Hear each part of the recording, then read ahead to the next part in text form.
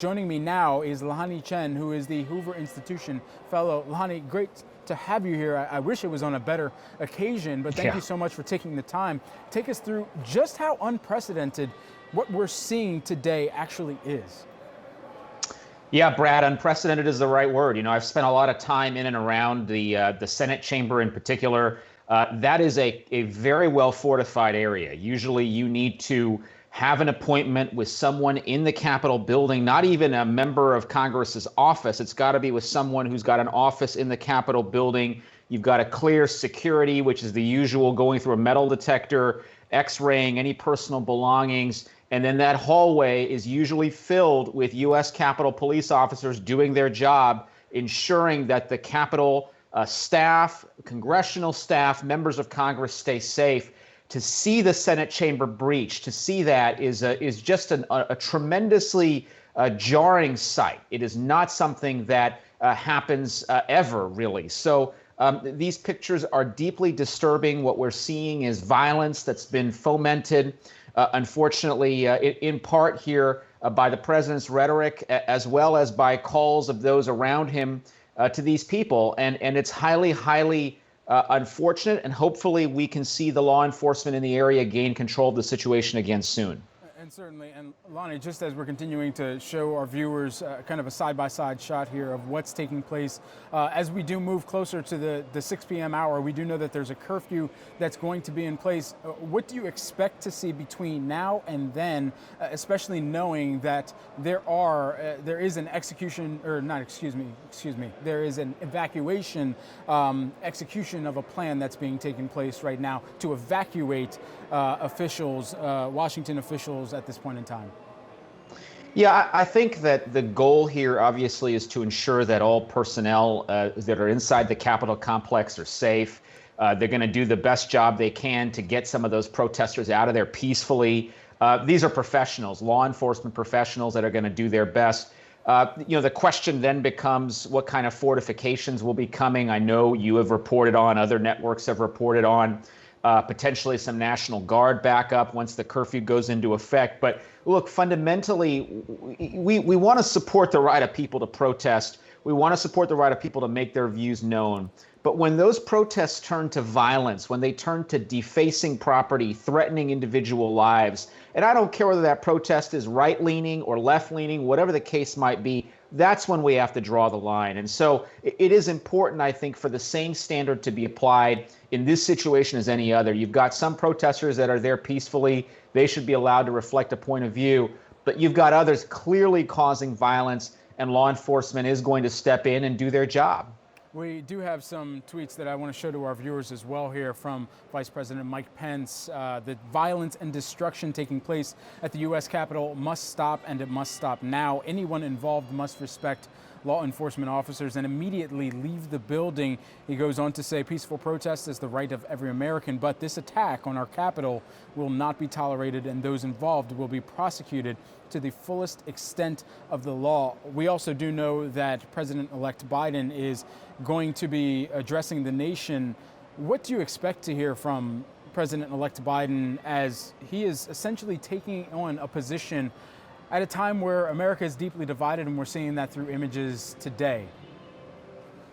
Well, he's going to have to be a statesman. He's going to have to rise above the partisan divisions and the differences. It's going to be a very difficult task. I think regardless of what he says, people are going to come out opposed to it. Some people are going to come out opposed to it. But he's got a tough task, which is to express to the country his desire for unity, maybe set out a vision of what that looks like. I mean, he's going to be inaugurated 2 weeks from today.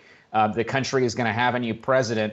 I know some Americans still aren't happy with that outcome. Some haven't accepted that. He's got to deal with that reality, that there are some Americans who are still deeply disturbed by what happened in the election, and who don't accept it. And that's a reality he's going to have to confront.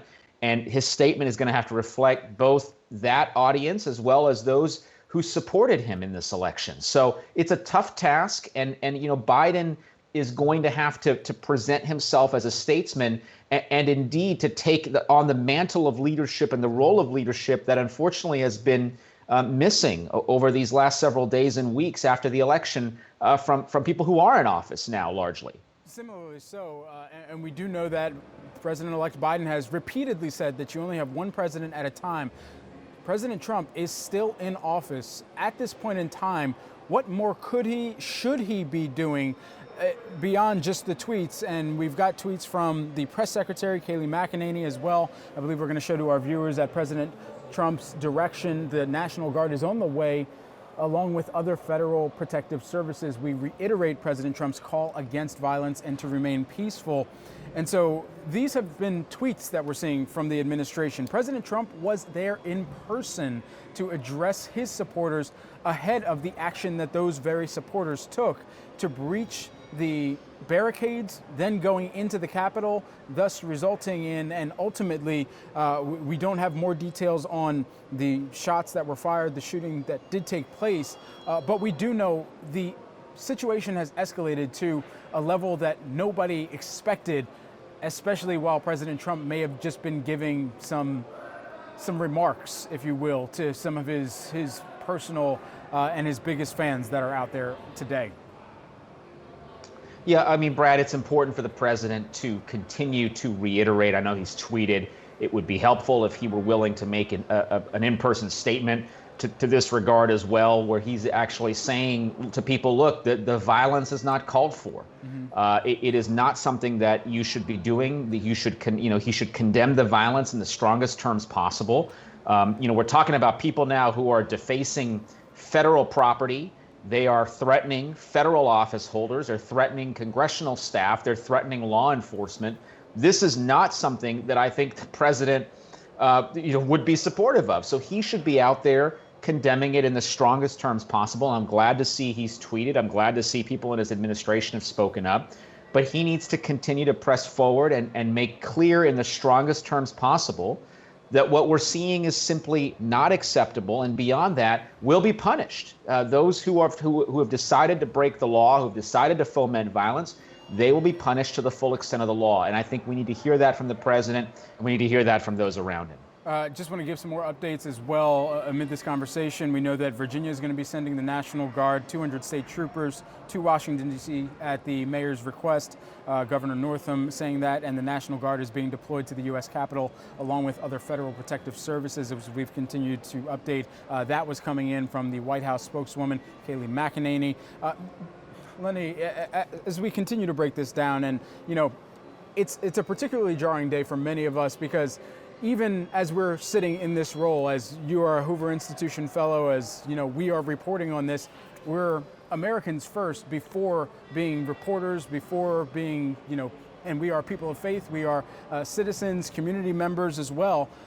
But with all of this, we feel a sense of upset nature because of what we're watching play out and the fact that it's gotten to this. And so for some of the Republican Party leaders that have not pressed President Trump to do things differently in the past, what do you expect them to say on this day to be more vocal, and is it enough?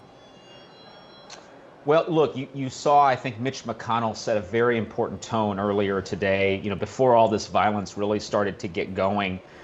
He delivered a very powerful speech on the Senate floor where he essentially said, look, this, enough is enough was basically the theme of his speech. And I've heard some say, well, that's too little, too late. I don't know what they would have the majority leader do at this point. I mean, the reality is he has condemned any efforts to subvert the electoral outcome in the strongest terms possible. I hope he continues to do so. I hope other Republicans do so as well. There are a block of Republicans who have decided they're going to cast their lot with President Trump, and they're going to support this effort going forward. It's really unfortunate that that's taking place. We had a very divisive election. We had it wasn't, as Senator McConnell said, it wasn't particularly close in the outcome. Joe Biden won with quite a significant margin. And so it's important for us, the peaceful transfer of power is a core tenet of American democracy. As other countries look at what's happening here, they see this and they wonder, kind of what's going on in America. And by the way, you've got people in powers, people who are in countries potentially hostile to the United States, like Russia, looking at this and saying, maybe American democracy is not so great after all. And that's really the thing I think that saddens me. It saddens others I've spoken to today, is the notion that American democracy is an example to be held out. For some around the world, they question that. And the fact that that's being questioned is deeply distressing, and it's sad, quite frankly. Yeah, and just to kind of add on to that, Canadian Prime Minister Justin Trudeau saying he is concerned by the violence in Washington and is monitoring the situation closely. We do know the world is watching. The Prime Minister also saying that he thinks the U.S. institutions are strong and hopefully everything will return to normal shortly, end quote there. Lanhee Chen, Hoover Institution Fellow, joining us today.